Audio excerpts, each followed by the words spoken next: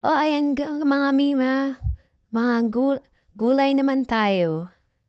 Ginataang sitaw at malunggay.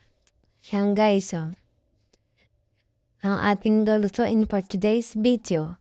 Gulay-gulay para sa mahabang buhay. Kaya maglalagay tayo ng manok. Damihan lang natin ng manok para masarap. Tapos yan, lulutuin muna natin ang ating bawang at sibuyas sa gata. Sa pangalawang piga, ayan. Tapos, yan, lalagay na natin yung chicken. Sarap to guys. Sa mga mahilig sa mga may gata dyan, eto, masarap talaga to. Tapos, maglalagay na tayo ng mga gulay. Hindi ko alam kung anong gulay na yan. Basta, gusto ko siyang ilagay, kaya naglagay din tayo niyan. Tsaka sitaw.